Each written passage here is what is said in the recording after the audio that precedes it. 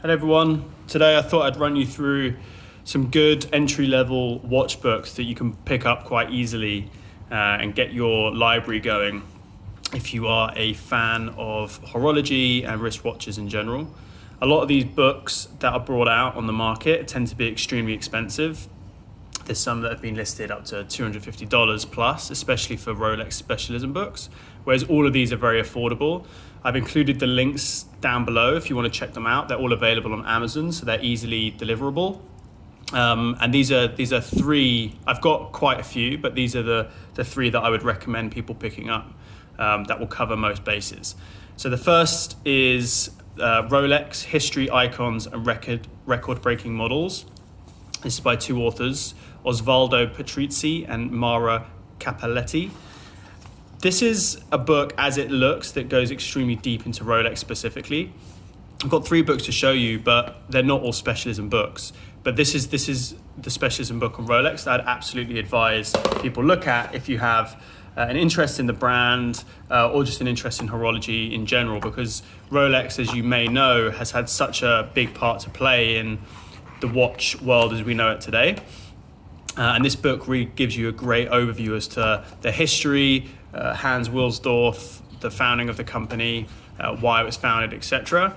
And then it also goes through not just the past, so some of the less known models from Rolex that haven't been replicated since. So this is actually, funnily enough, this model is very similar to the one I'm wearing today by Oris. This is, I don't know the year that this one was brought out. It should say, I thought it was going to say 1905, but yeah, this is maybe like a 1900s, mid-1900s watch, like 1915, 1920. This is actually from 1917, so you can see the period around this cuff and moving from pocket watches. But yeah, this is obviously a Rolex model. Gives you a timeline, so right from the beginning to current, to present day in terms of the models and the key pieces that were brought out. But what I like about it goes through some of the rarities as well. So albino Daytonas here, lacquer dials, the famous kind of mill subs, big crown mill subs, and it also goes into the modern pieces as well. So how we got to the modern pieces, what the inspirations were. So this is a great example. So for example, the modern day Pepsi GMT and the old Pepsi GMT, and what, where they've drawn inspiration, what the changes are. There's also a piece at the back around technology, and it talks through why Rolexes are what they are. So how the movements are made, what patents they have, what technology they have within the cases. So highly recommended. Even if you're not a Rolex collector, if you have an interest in horology, Rolex has had a big part to play, and this book will enable you to really dig into it and see where they've come from. Yeah, it says here RRP £30 or $55. So not insignificant, but certainly accessible versus some of the Rolex books that you'll see in stores, which are like $250 or sometimes $500. It's a bit crazy. So highly recommended. The next one is called A Man and His Watch. This is by Matt Hranek. He's also got a blog called, or a website and a lifestyle brand called WM Brown Project. He's done some videos on Hodinkee, which I'll include in the description below. This book is very cool because what this covers, let me get this other one out of the way. What this covers is, and as it sounds, a man and his watch, it's stories of collectors and the watch that means the most to them and the accompanying narrative. So I found this really fascinating. When this first came out, it was launched, I think, through the Hodinkee channel. You can buy it other places as well. It's also available on Amazon. The link is in the description. It's just super interesting. Like there's, I can't pick out one particular story, but lots of different brands, expensive brands, non-expensive brands. There's things that are accessible here, something like this, which is extremely expensive. But it tells the stories of these pieces from the people that wore them.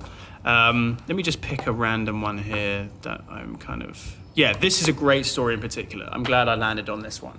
So if this doesn't make you want to get this book, I don't know what will. This, in summary, this story, this gentleman here, Dimitrov, says here, maitre d', the Tower Bar at the Sunset Tower Hotel.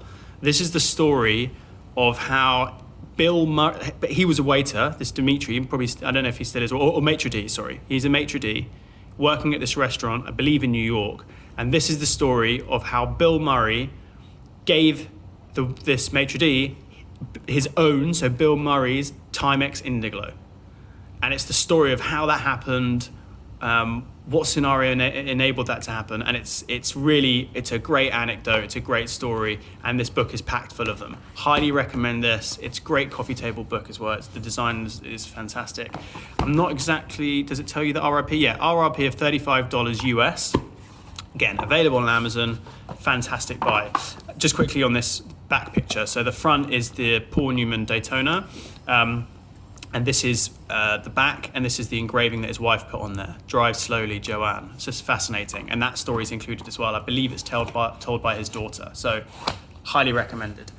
And the final one is The Watch Thoroughly Revised by Gene Stone and Stephen Pulverant. So you may know Stephen Pulverant. He's one of I think he's the head editor or one of the managers in charge of Hodinkee. So he's put this book together with his partner, and it's just a very good all-round book that covers many brands. So you've got coverage here on Belova, it's all here: Rolex, Patek, Panerai, Movado, some brands that you may not know that much about, Hamilton.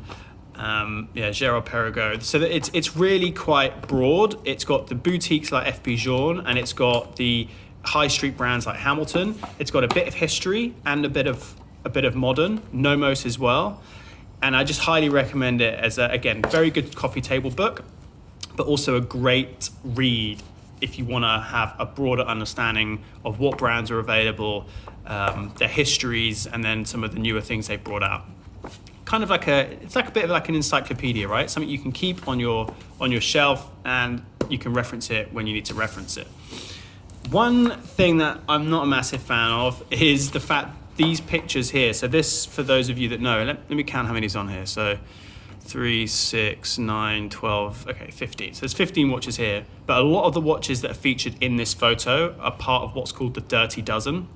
The Dirty Dozen is a collection of watches that were created for the British military in World War II, I believe, all to very similar specs, but they're famous for being these 12 watches that were used in World War II and commissioned by the British Army, and they're very collectible. So Smiths, Longines, Omega, Timor, etc. These are not featured in the book, which it's a bit frustrating. I thought there would be maybe something around the collection here, but there wasn't. So that's the only thing I'd say.